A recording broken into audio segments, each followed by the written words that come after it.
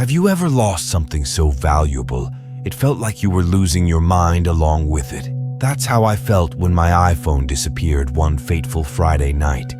It was supposed to be a fun evening out with friends, but it turned into a nightmare I'll never forget. The night started innocently enough. My friends and I hit up a few bars, laughing, drinking, and dancing like there was no tomorrow. We were scattered across the venue, mingling with strangers and soaking in the good vibes. But as the night wore on, I realized I hadn't checked my phone in a while. My pockets were empty. Panic set in. Maybe it fell out somewhere, I thought, trying to stay calm. I borrowed my friend Lisa's phone to use the Find My iPhone feature. My heart sank when I saw the location. An abandoned warehouse on the outskirts of town. Why there, of all places? Lisa, being the brave soul she is, offered to come with me. We hopped into her car and drove in uneasy silence, the city lights fading behind us as we ventured into the dark, deserted area. The warehouse loomed ahead, a hulking shadow against the night sky. It looked like the perfect setting for a horror movie. Rusted metal, broken windows, and an eerie silence that hung in the air like a fog. We found a way in through a side door that was barely hanging on its hinges. The inside was just as creepy as the outside, dark, cold, and filled with the remnants of a long forgotten past. Our footsteps echoed loudly, each sound amplifying our fear. Suddenly, we heard voices, muffled at first, then clearer. Two people arguing upstairs. "This must be it," I whispered to Lisa, trying to muster some courage. We followed the sounds up a creaky staircase, the air growing colder with each step. At the top, we found a narrow hallway, dimly lit by the moonlight streaming through cracked windows. The voices were coming from a room at the end. My heart pounded as we approached. What if these people were dangerous? What if they had no intention of giving my phone back? Just as we ached the door, it burst open. A tall, burly man with a menacing scowl stood in the doorway. Behind him, a woman sat on a makeshift bed, cradling my phone. She looked scared, as if she was being held against her will. "What do you want?" the man barked, his eyes narrowing. "My phone. I think it's here," I stammered, trying to sound braver than I felt. The woman looked at me, her eyes pleading. She tossed the phone towards me, and I caught it just in time. "Take it and go," she whispered. The man's face twisted in anger. He lunged towards us, but Lisa grabbed my arm and we ran. The stairs creaked and groaned under our frantic descent. We burst through the door and sprinted to the car.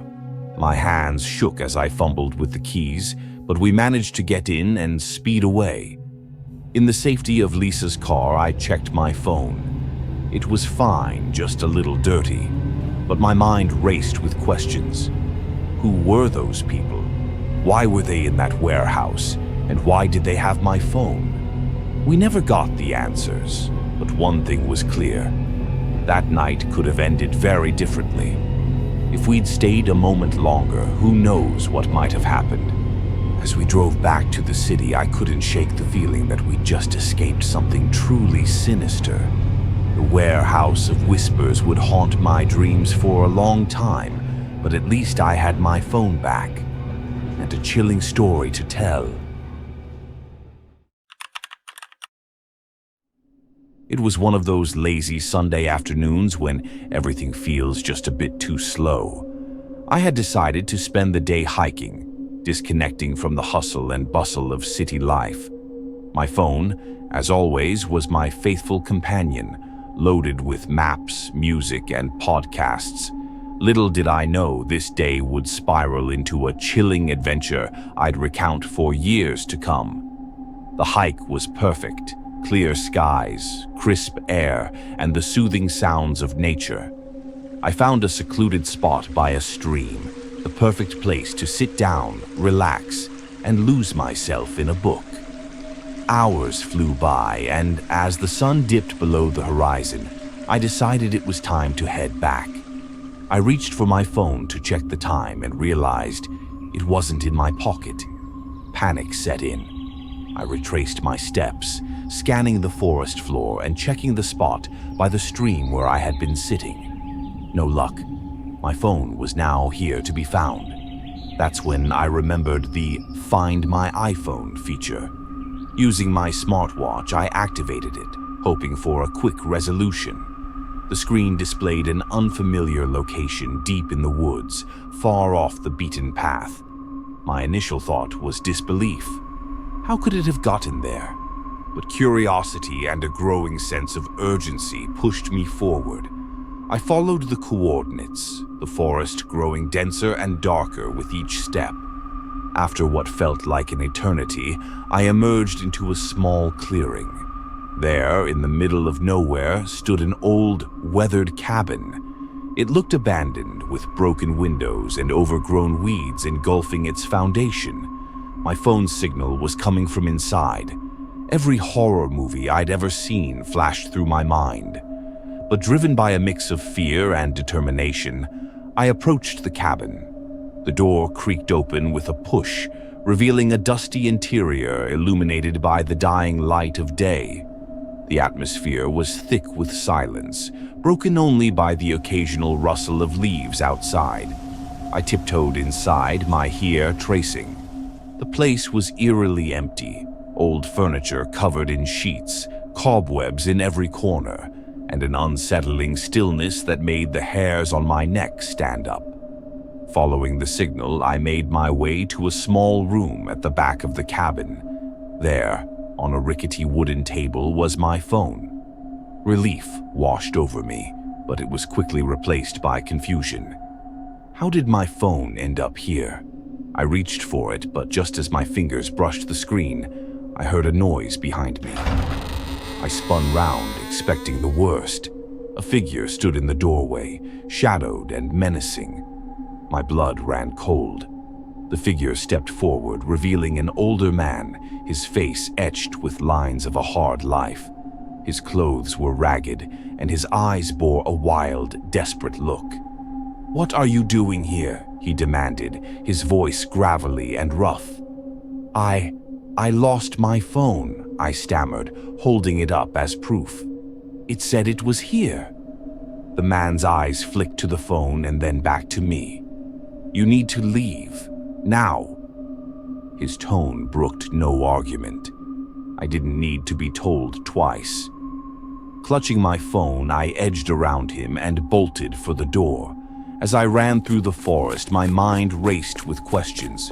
Who was that man? How did my phone end up in his cabin? And what would have happened if I'd stayed any longer? By the time I reached my car, my heart was still pounding. I locked the doors and drove away as fast as I could, not daring to look back. The events of the day played over and over in my mind, each time becoming more surreal. When I finally got home, I checked my phone for any clues. There were none.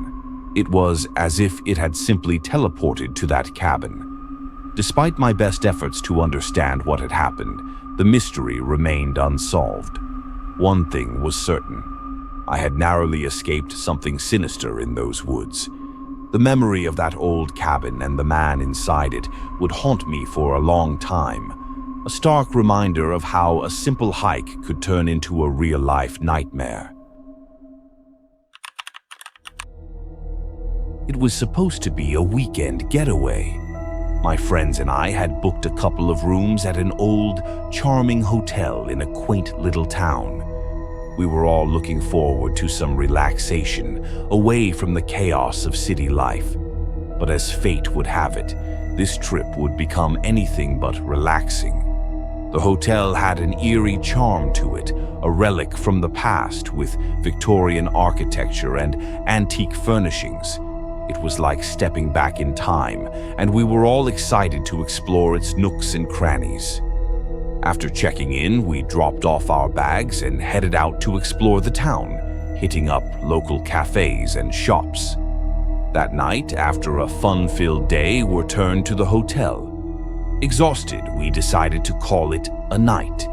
I plugged in my phone to charge and fell into a deep sleep. The next morning, I woke up to find my phone missing. I looked everywhere, under the bed, in my bags, even in the bathroom. It was gone. Frustrated and confused, I borrowed my friend Jake's phone to use the Find My iPhone app. The app showed my phone was still in the hotel, but the location seemed off. It indicated a spot in the basement. I didn't even know the hotel had a basement. Intrigued and a bit nervous, Jake and I decided to investigate. We found a narrow staircase behind a door marked Staff Only that led down into the bowels of the hotel.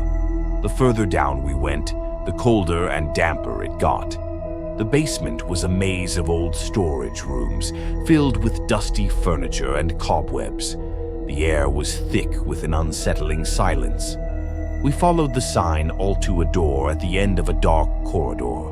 It was ajar, creaking ominously as we pushed it open. Inside was a large, dimly lit room. At first glance, it looked like a storage area, but something felt off. The room had an eerie atmosphere, like a place that had seen things better left forgotten. There, on an old wooden table, was my phone. Relieved but wary, I approached it.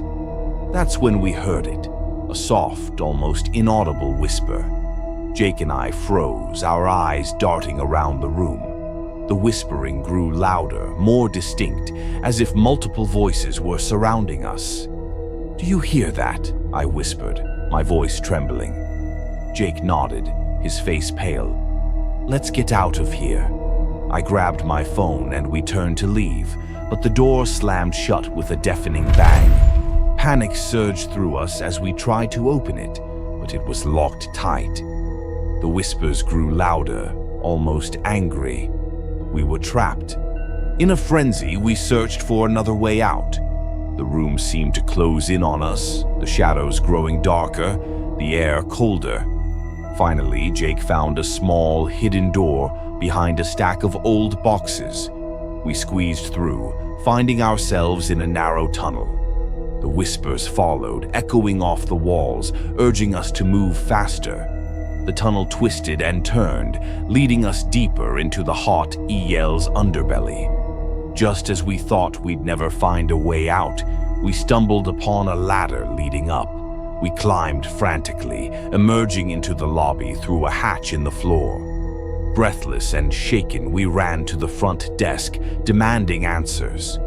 The receptionist, a kindly old woman, looked shocked. "The basement," she gasped. "That area has been closed off for years. No one is supposed to go down there." We explained what had happened, but she seemed genuinely confused and concerned. She called the hotel manager, who escorted us back to the basement. To our astonishment, the door to the room where we found my phone was gone. It was just a solid wall. We left the hotel that day, vowing ever to return. Whatever had happened in that basement, whatever those whispers were, we didn't want to know. The hotel had its secrets, and we were lucky to have escaped with our sanity. And my phone. To this day, the memory of that basement haunts me. Sometimes, late at night, I swear I can still hear those whispers, a chilling reminder of the hotel from hell. If you want to see more horror stories, check out my next video.